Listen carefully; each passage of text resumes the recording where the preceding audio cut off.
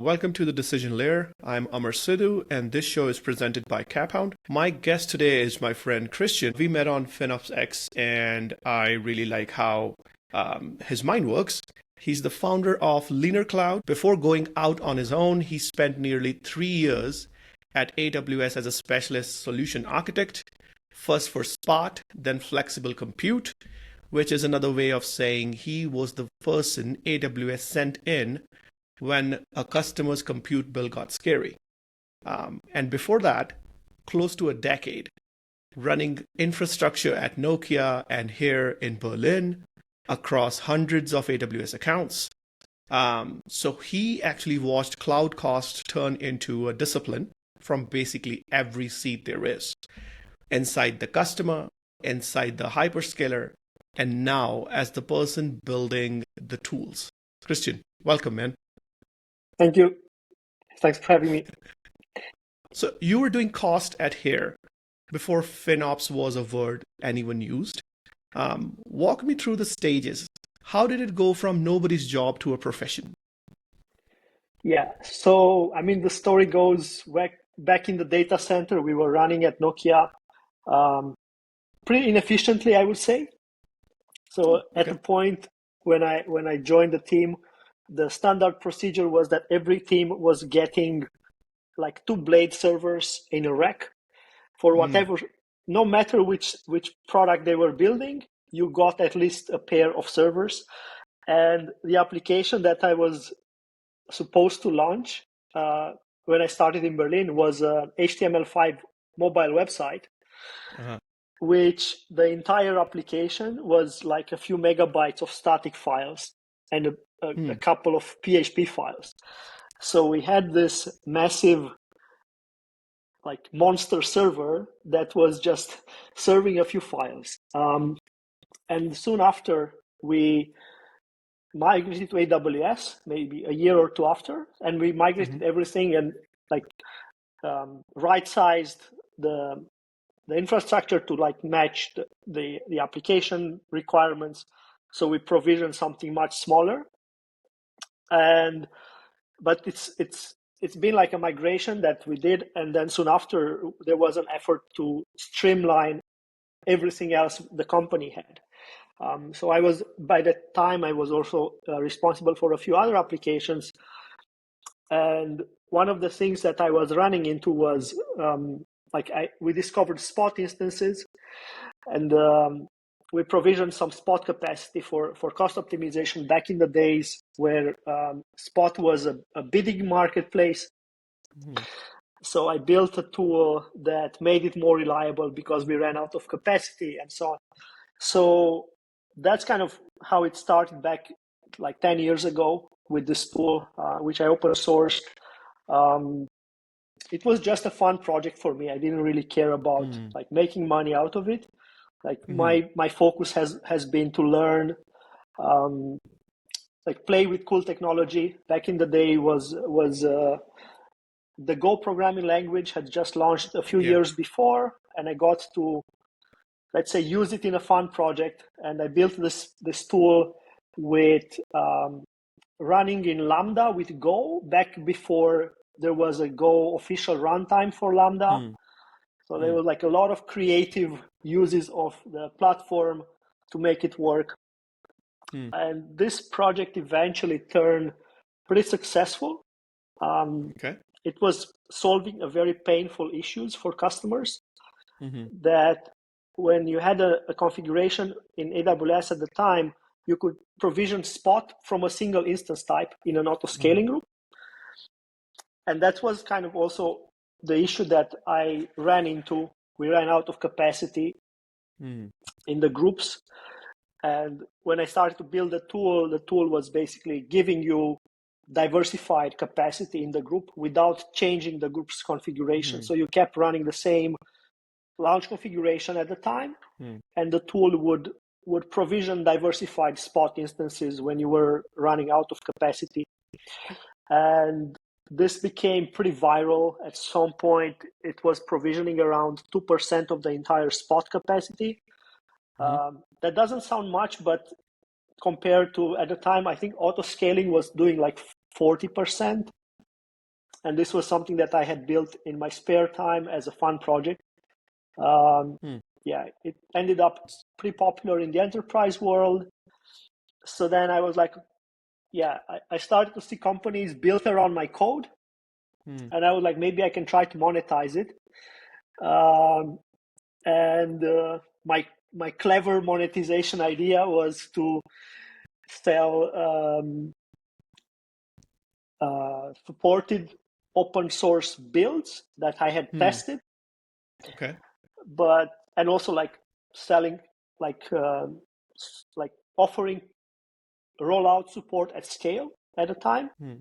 But it was kind of easy to deploy in like 2 minutes. You got it running, and like nobody really cared about this. And like the support was also kind of not so lucrative. So I was okay, I kind of failed to monetize. Got it. So, and yeah, that's how I joined AWS, completely doing something completely different.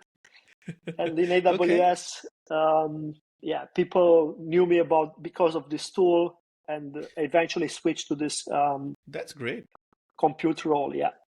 That's great. So they knew you with this tool. So what made the executives or the financial operations guys actually care about like what you built, right? Like what value do they see in this? I think it came more from engineers. It was, in the end, it was so easy to deploy. You just deploy the CloudFormation template in your account, and then that template would provision the software, and all you had to do was apply a few tags on the configuration you had, and everything was taken care of. So the tags were just like pointing the tool to this group, and then everything was fully automated afterwards. Okay.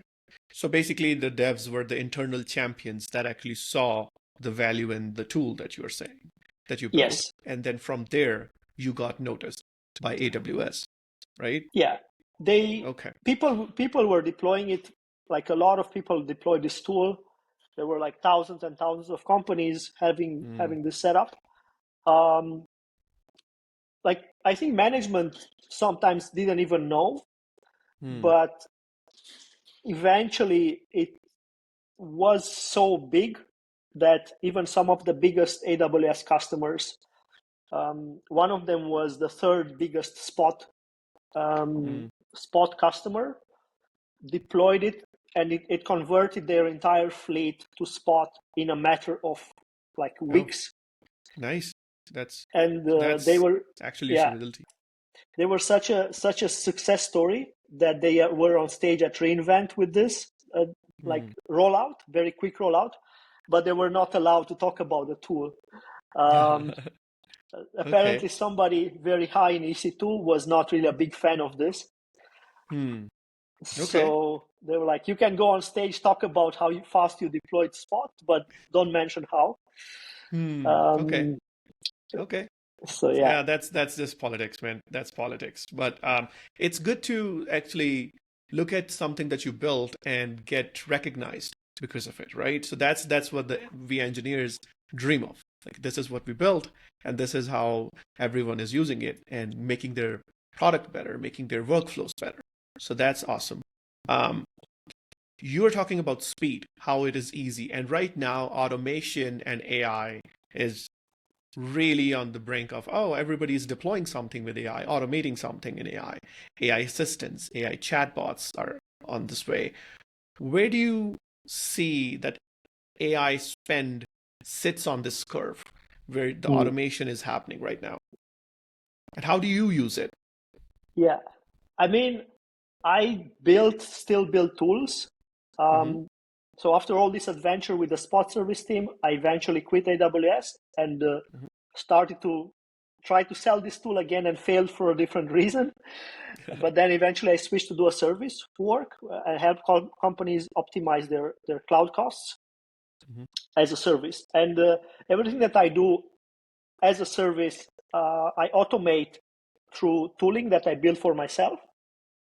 So I vibe code as a vibe engineer, I would rather say. Yeah. A lot of tools. I have a couple dozen, like 30 plus tools that I built over the last 3 years since I did this as a service. And I was through the entire journey from first time I got to use ChatGPT in the browser, the version 3.5, the first version, and copy 3.5. pasting stuff between the browser and the IDE. That's when I kind of stopped typing code, like entirely, like just, it was, I think, January or February 23. Yeah. And I did this copy paste for a while, and eventually last year I got to try Claude Code for the first time, and it didn't work at first. Back in like it was June or so when I first tried it. It was kind of, they were trying to be smart with how much they read from the files, and they were reading like 50 lines at the top of the file to identify what's in there, and they were like just the imports in the Go files that I write. So it didn't really work. But then by September last year, October, it got way better. And then I kind of moved and built a lot of things afterwards. And in November, I got to use it for the first time in AutoSpotting. And within a couple of weeks, I built an entire web front end, which I wanted to do for like almost 10 years by then. And in like 2 or 3 weeks, I got as much done as maybe in 5 years previously combined. When it comes to like number of lines of code or functionality that I could pack. So I'm a heavy Claude Code user. Like last few months, I built myself a workflow. Actually, I started to build a second tool for purchasing commitments like reserve instances and savings plans. And I got a gig to implement also a front end for that one, similar to how I did for AutoSpotting. And I did that throughout the spring. And while working on this one, I built myself a pretty comprehensive agentic workflow that allows you to just say very short description about what you want to do. And the workflow kind of digs through the source code and creates issues and pull requests, very opinionated about my project. And I can mass produce features for this project. That's how eventually got me pretty deep into running into the Claude limits for the last few months. I was heavily consuming my quotas. Like I have a $200 plan, and pretty much every week by like 2 or 3 days in, I consumed everything. So that's where what I want to focus on, the limits and how the consumption is happening. In LeanerCloud, you have clients right now. I'm thinking dealing with AI and how are they reacting to the cost that they have, and what are they doing internally right now to actually control it?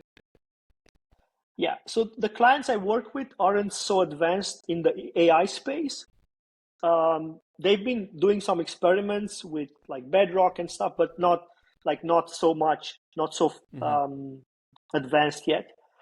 From my own use, I actually got way more into the optimization of Claude Code as part of my own workflow. Sure. Because I was running into this weekly limits so quickly, and I spent a few weeks just trying to make myself more efficient in how I use the weekly tokens, quotas. And like nowadays, I got to the point where it lasts through the week until last week when we got Fable. So now with Fable is getting a bit tricky again. Their Fable consumes twice the tokens that Opus does. So it is always a challenge to actually being able to have it read your code and do it on these plans. And that's how they intended. And now I think they pulled the usage of that as well. So, Yeah, it was a right. weird Hmm. ping pong between Yeah, that's uh, that's that's yeah. basically the response to the ChatGPT's newer version Hmm. that they wanted people to keep using Fable, I think. But that's a different topic that Yeah, I we can mean, we get can talk into. about that. Yeah. I'd love to talk about that as well. Yeah. Yeah. Um, I think they have like initially there was all this thing with like being blocked by the government, and then they extended Yes. the like for a week and then for another week, and now as of Yes. yesterday they opened it up for the subscriptions. I think it's indeed as a response for OpenAI, but also like there's Kimi. open source this Kimi model, which is very Yeah. promising. Yes. So yeah, very Yeah, exciting times. the what I'm concerned about of these open source models is security. That's kind of where I, as an architect in my previous life, those open source has some costs that is advantage, right? Because it's less costly. But what about the security? What about the different things Mm. that you can do to get customers' data? And you're running your own innovation in there. You're running your code in there. So they have all the information, right? Even if you're running offline, you need to somehow connect Yeah, with outside as well. So that's kind of where my concern is. It's not about $50 versus $15. It's literally, and I'm just throwing out these numbers, but it's literally the security of your yeah. um, innovation. So that's kind of where I'm a little bit I think hesitant. I think one issue is that it's built in China, and Hmm. right now the only hosting solution is available from China. Hmm. But since it will be open weight, I think there will be providers also in the US very soon. Um, I mean, it's such a big. The model is so big. It's like Yes. terabytes of data. So not everybody will be able to run it under their desk. Yes. It's still Yet. prohibitively expensive. Yet. Yes. Um, so yeah, I think there will be Yeah. serious providers that will run it in a way that's going to be secure. I'm not so concerned about um, the security aspect of it. I think the security aspect is I think when it comes to what people could do with it maliciously, that would be like Yeah. where OpenAI has been and Anthropic have been very careful how much they allow people to do with it. Hmm. And now this one will everybody like with enough resources could run it and do Hmm. not so good stuff with it. Yes. That's Um, that's that's the problem. If you're working with a client, if you're working with HIPAA, if you're working with P2 data, then those kind of data needs to be very secure. So if you're working on these open source models, the trust needs to be there for the mm, businesses to give you that access, right? You can't just use anything for these sensitive information for people, their social securities and their medical records. So those are the things that, and I don't even know how will you get like compliance in order with I these, think which is a, I yeah, think big organizations will run it themselves in yes, maybe an air-gapped environment where mm, it can do whatever needs to be done, and no data leaves that account yes, except for the responses. Um, that's an I think architecture decision that you can take, yeah. right? So that's something that a self-hosted model allows you to do. But Yes, there are also like those use cases, like maybe like a government, like maybe like the Russians or the North Koreans, whatever government can do shady stuff. They could hmm, just take this model and use it to maybe do cyber crimes, or I mean not just yes, national um, organizations, but could also be groups of hackers that use this model to hack into stuff. much easier than like finding exploits with different tooling.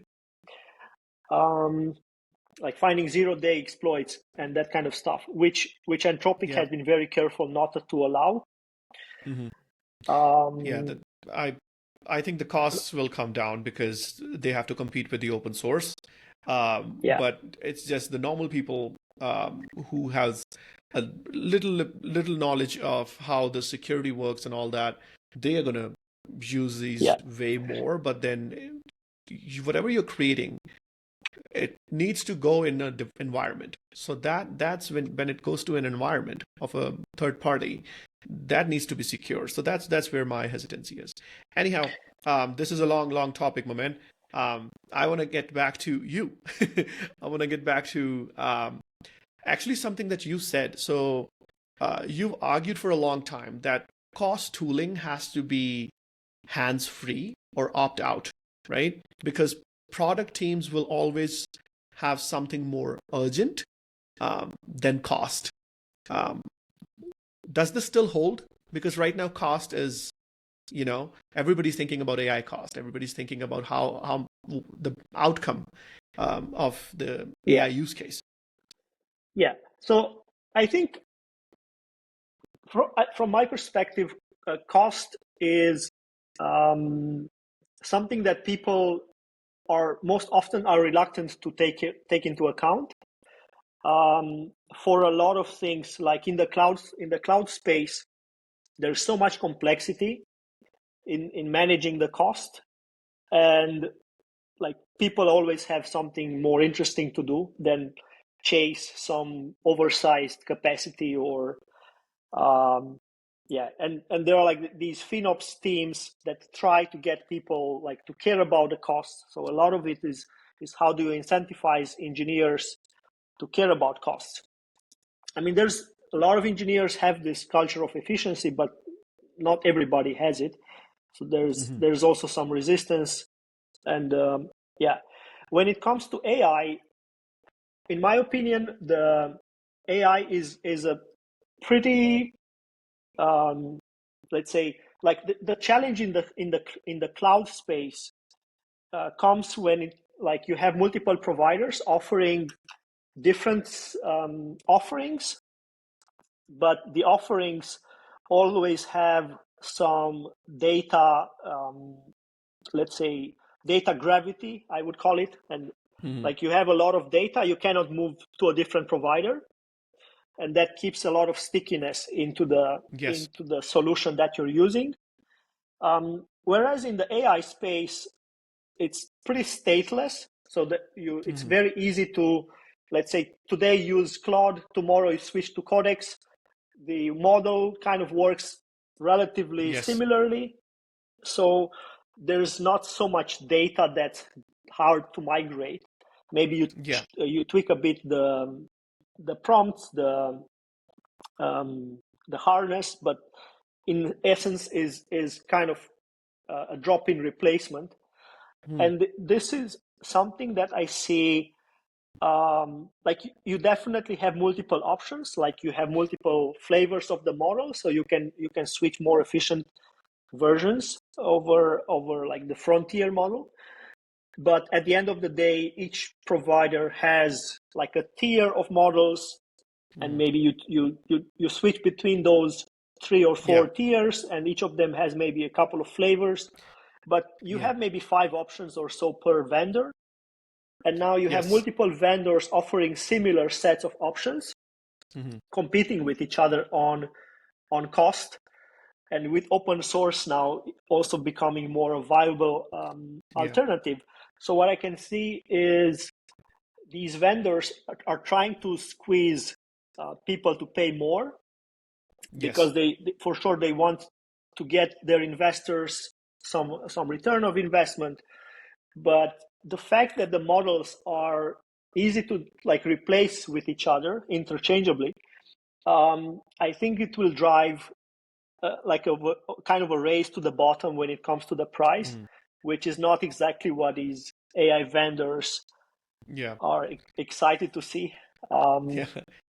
This is what I'm seeing in this scenario is it is so easy to switch between providers, as you say, relatively easy, when you are making those API calls rather than seats right? Basically, if you have ChatGPT seats, if you have Anthropic Claude seats, and what I'm seeing in enterprises right now is everybody is using multi-LLMs. So it is very hard to keep track of how many Anthropic seats we have, how many ChatGPT seats we have. So in a $30,000 people company, it is very hard to say, oh, 5,000 are using this, 2,000 this, and a couple of hundred is using just Cursor, for example, right? So those kind of, so this is a newer problem, I would say, but like it's an old problem with a newer seat. Basically, everybody's using the SaaS softwares in a different way, and with a bigger company, bigger enterprise, it's hard to keep track of. So that's kind of the problem that I'm seeing, whoever I'm talking. So yeah, that's what I see. Replacing it is so easy that everybody's using multiple options right now. So Right.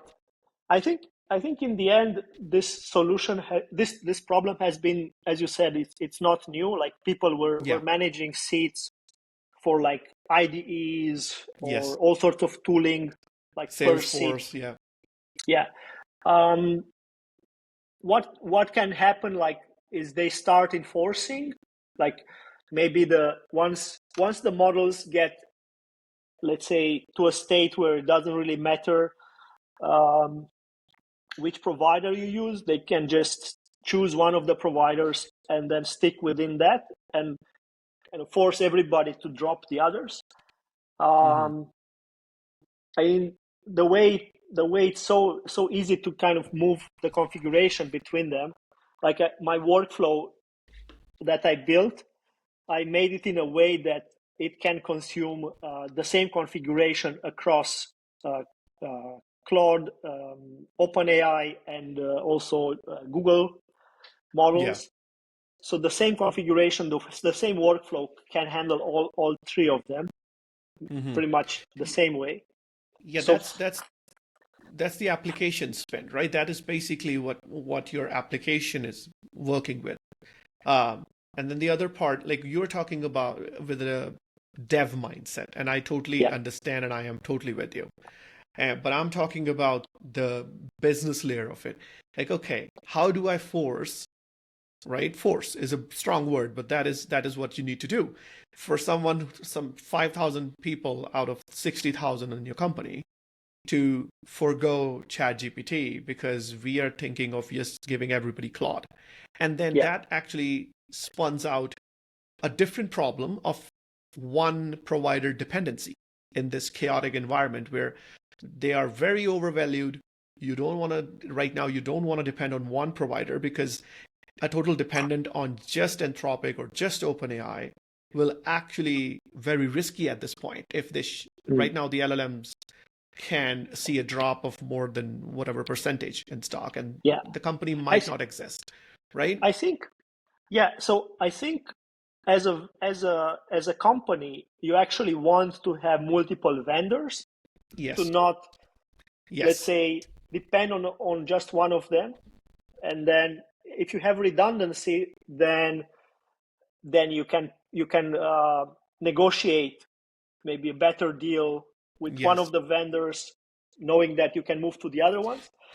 At the same time, what I can see happening is there will be people tracking for each engineer, let's say, which of them they actually use, and they can have something that enforces at the seat level that this engineer is an OpenAI and the other engineer is Anthropic user. They kind of each of them consumes a seat, but they do not consume all of the seats. So each of them chooses which kind of seats they need, and then they will free seats for the other ones. And then the entire company may have n number of employees with n total seats split in some ratio between the providers. with maybe a few people that can have access to multiple of them for experimentation or whatever, but the majority just choosing one provider. And the configuration could be done like the way I did it, that works across providers, so you don't really need like special configurations. I think that's what I see happening. But then it becomes a problem. How do you keep track of the seats and which of the seats everybody is using? You need to assign seats to particular people depending upon the specialty that they have. Basically, marketing team, I don't think they will be using Fable for sales and marketing, but an engineer running a local LLM or running experimentation on some kind of chemistry problem or physics problem might be beneficial for that. So model routing or model switching, depending upon what cost is allowed as well. So that is where I think the financial operations, the platform managers needs to be more aware of, okay, this is where the outcome of AI usage can be impacted by model routing and by making sure that the seats are governed, right? And the applications are governed in a more upper layer. So I think it's very important, like maybe not even blocking a certain kind of job role from using the frontier models, but it's more of an like which kind of work type is better to be done with an expensive model versus a lower cost model. Even as a marketing person, I think they can identify certain types of work within the marketing, let's say, activities, and some of those would be okay to be running even with a Fable, as long as the vast majority of the work can happen with a less expensive model. It's kind of what I also do with my own Claude Code configuration. Like I use Fable for the plan and for the final review, but the coding itself is done with I think with Sonnet, not even Opus. So the plan is like spending a lot of effort in the planning phase, but then the implementation itself can be much cheaper with a cheaper model. And then the model, like the Fable, can also read the final diff and say, okay, is this actually good enough? Because in the end, the output costs are way higher than the input costs. So when you create a plan, the output is relatively short, but so your Fable creates maybe a few pages of output, while the input is taking the entire project in, and then the coding part is a lot of output compared to the inputs. So you take one page and maybe you come up with 1,000 lines of code, which can be done with a cheaper model. And then you use again Fable to ingest all these 1,000 lines of code and come up with a little list of tiny adjustments to it where it's maybe not on par. So you use which model is like the expensive ones, you kind of use them for ingestion and relatively short outputs, whereas the less expensive ones, you get more output. Crowd operations. Yeah. So basically, how I use this sometimes is I make sure that the higher model acts like a reviewer and an architect. It designs, it specs out, and then gives the actual work, to a lower model. And once that work is done, you literally review that with the higher model and fix if there's anything, create a list of what needs to be fixed, and then again give it. So basically, you make that work as an architect or as a senior engineer who's reviewing the code. So I totally get that. But those kind of savviness, that savviness is basically engineers. DevOps, right? So those are the people who can play with this, who has the knowledge. But if I'm looking at companies where they're using a front-end applications like a bot, which is using ChatGPT, or a legal application that is using whatever default model is set to, they don't have that kind of variability. So those applications need that decision more reviewed, right, by the business. Like, okay, what kind of different peculiarities this application will see from the user.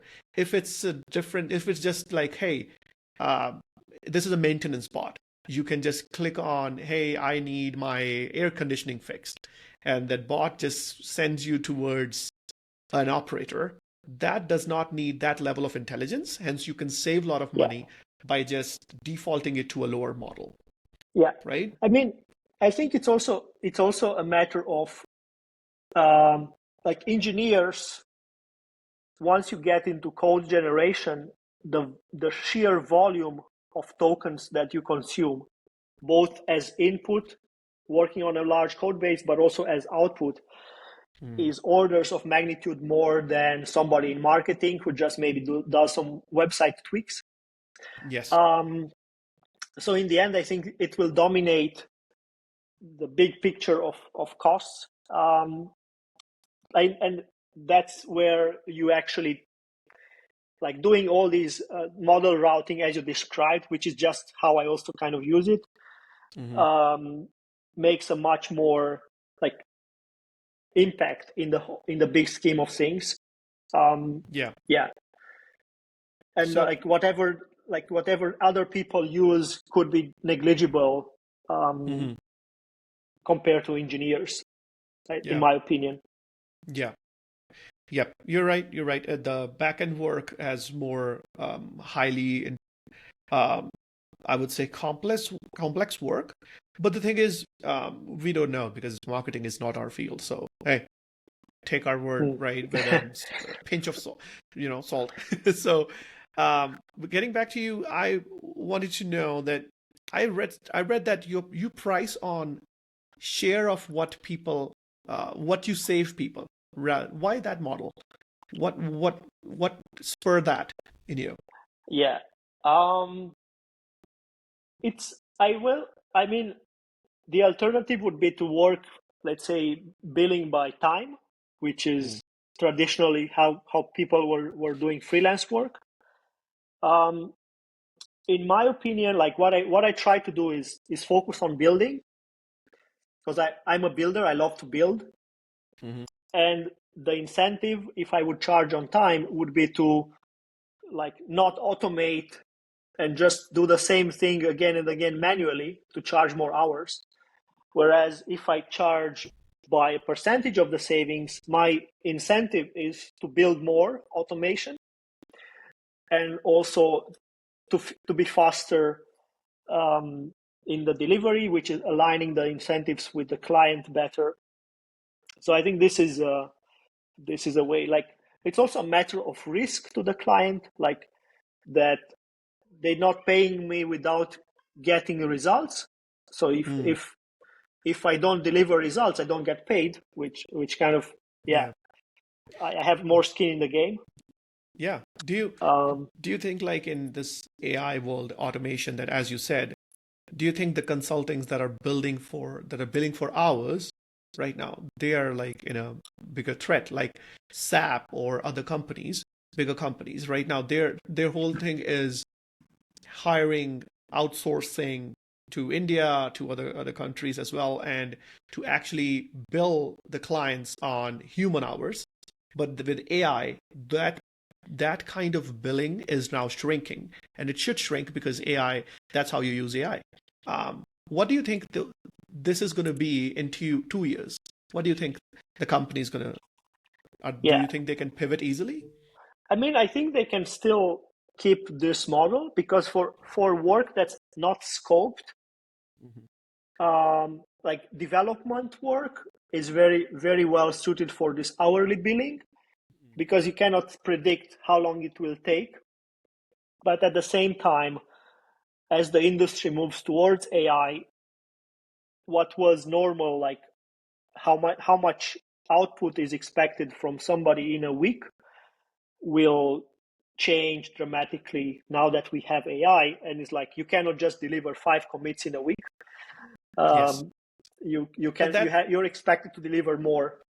Yeah, that shrinks their pricing model though. So it eats them up, right? Because rather than charging 200 hours to your client to do these CRUD operations and to actually just simple thing, look at the billing and all.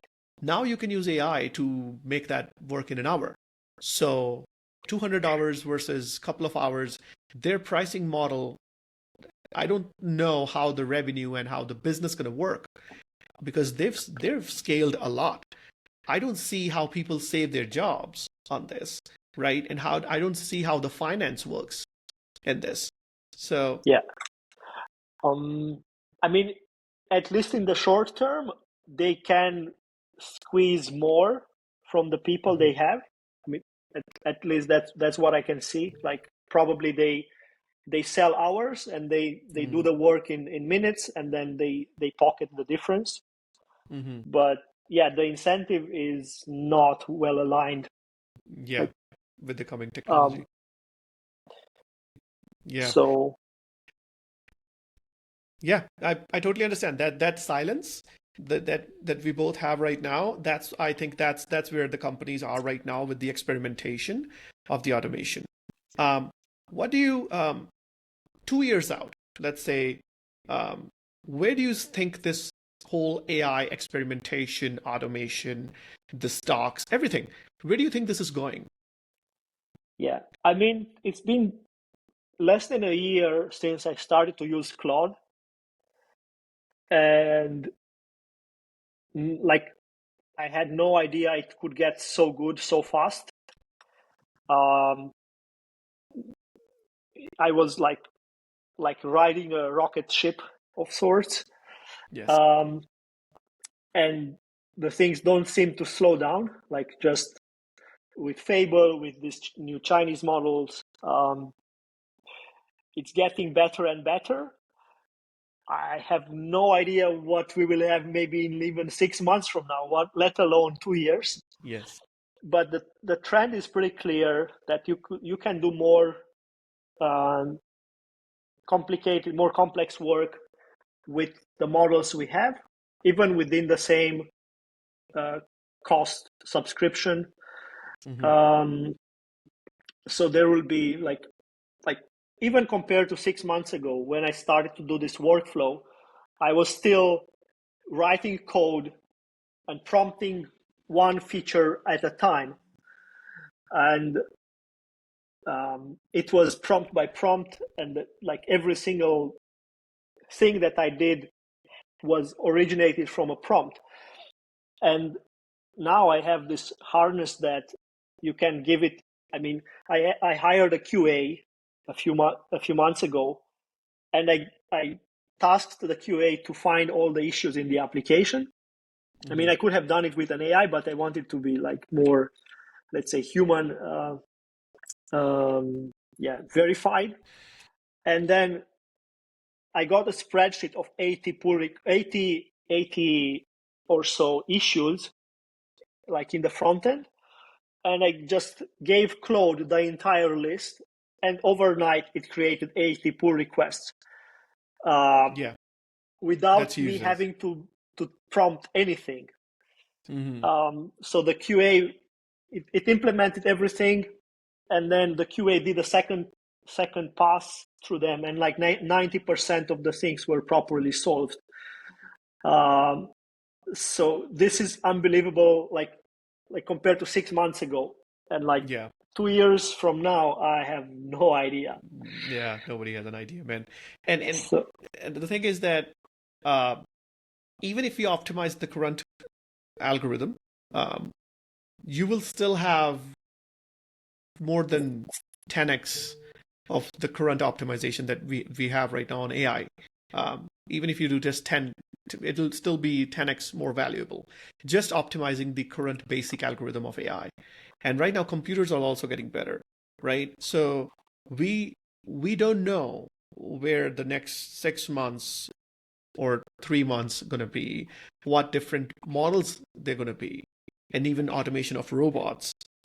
So we don't know where the AI is heading, but what we can do, in my view, is just basically prepare ourselves to learn this technology so that we better understand how to manage businesses. For businesses, I would say managing the cost of this is way more important than making sure that all the employees have that deep knowledge of it, but rather than, okay, this is the upper layer, we need to make sure that we are capping or budgeting and actually can see where we are spending.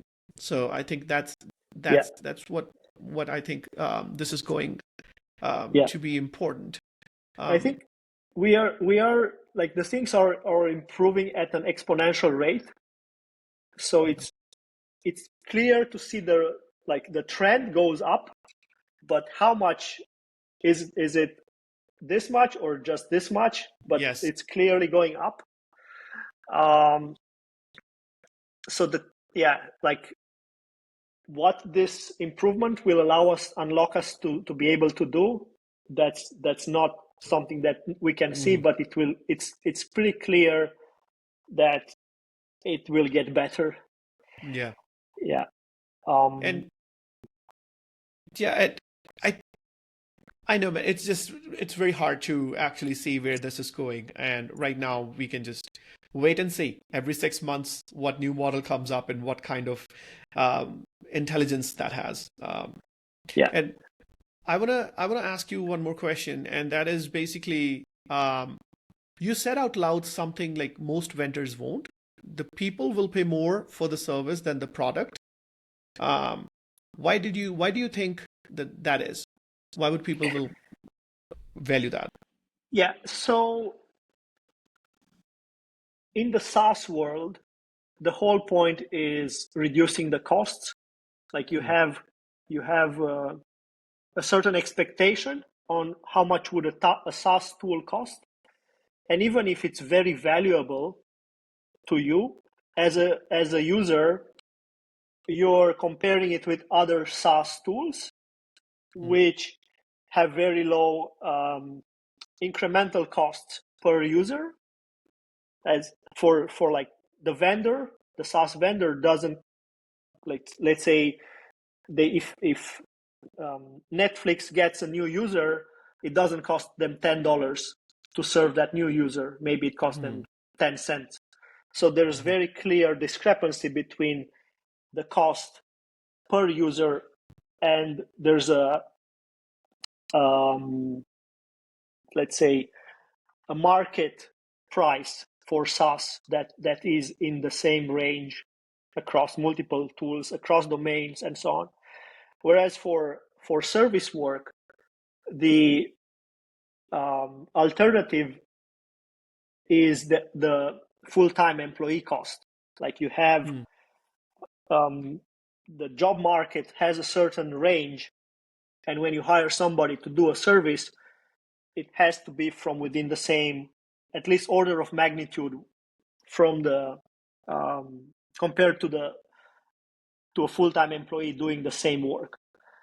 And there is a premium for freelance work when it comes to like the fact that the freelance, you have the flexibility to let them go much faster, or like to hire fractional freelance work, and so you have more flexibility in the pricing, but it's within the same order of magnitude.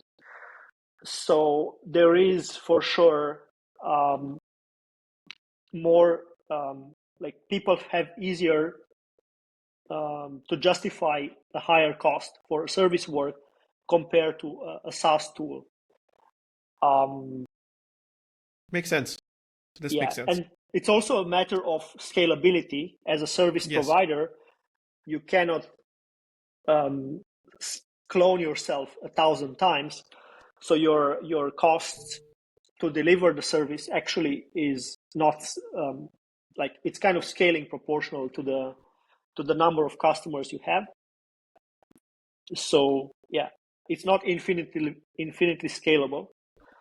So that's kind of why you are forced to charge from the same range of like full-time employee salary range. Yeah. And building in-house versus buying a SaaS software on a bigger scale is always a better decision because of the tech debt, and you don't have to scope it or anything like that. And but then the other thing is that how do you price this automation without this looking cheaper, right? Like without it looking cheap, because the SaaS product that we are creating is basically solving their problem in a short period of time, right? So how do you make sure that the pricing works? Yeah, like within the SaaS world, I think the pricing is, there's like a relatively narrow range of pricing that you can have. You have to do something really special to be able to get like a massive price. For example, I don't know, maybe if you're like a Windows, like a Microsoft, they can charge, I don't know how much is the subscription, like, or how they charge for Windows, but it cannot be $1,000 a month. Yeah. Right. So the only SaaS vendors that I know are able to get such high price are those that are in an area where they are clearly able to demonstrate their value, and the cost optimization for the cloud is one of those areas.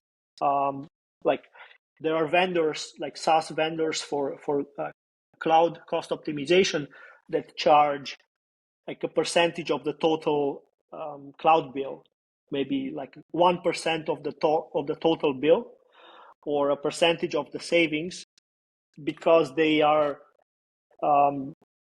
able to clearly show results and how much value they deliver, and then companies are able to justify the spend based on that output.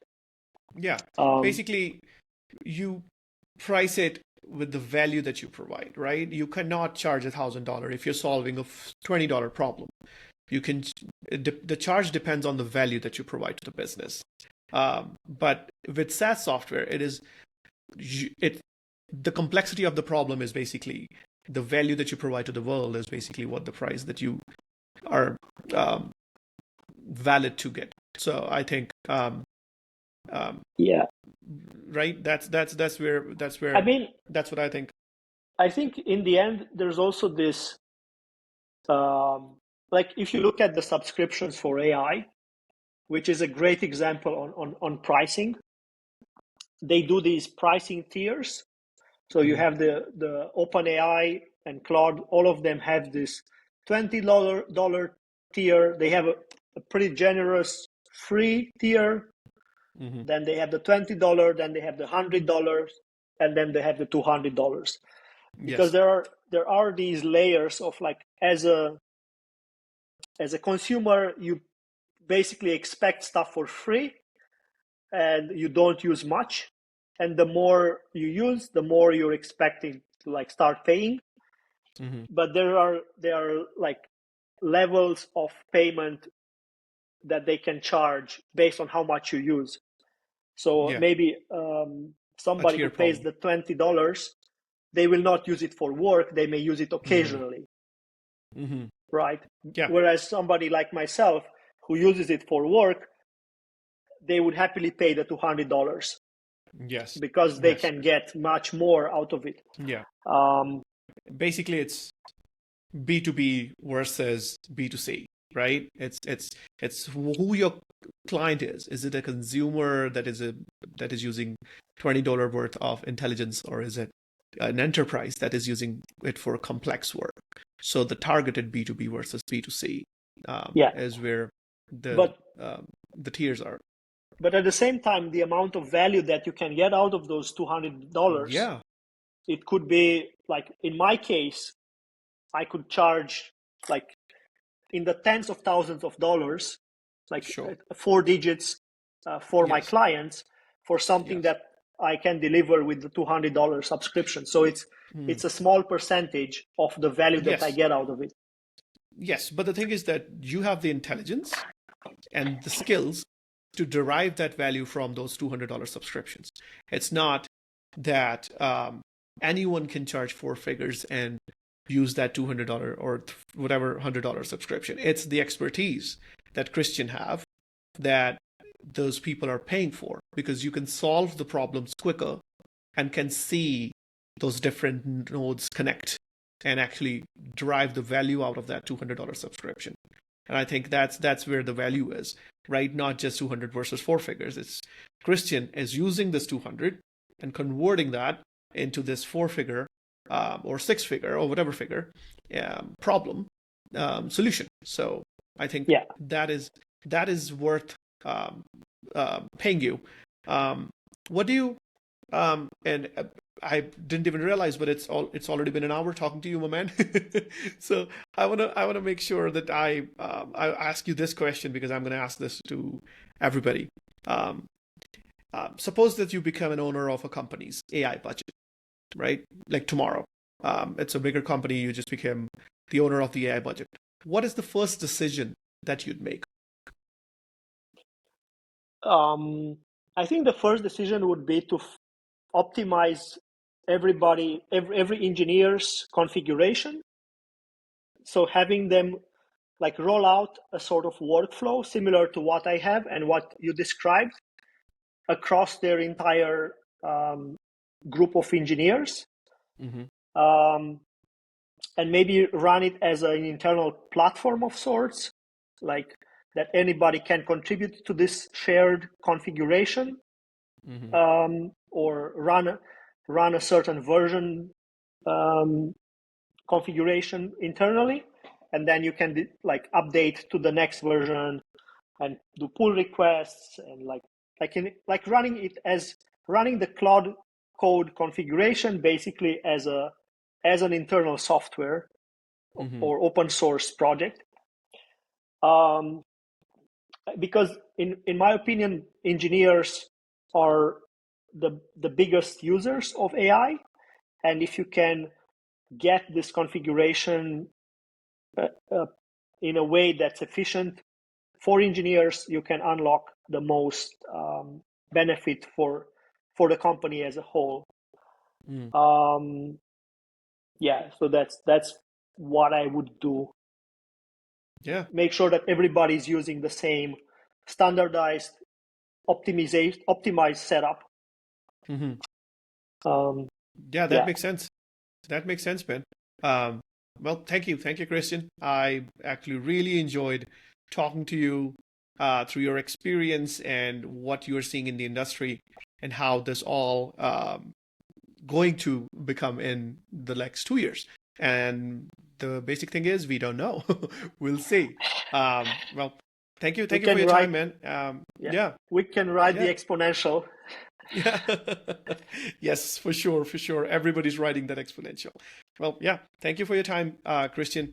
It's lovely chatting with you, and we will do this again in a later period, man. Thanks for having me. It was a pleasure.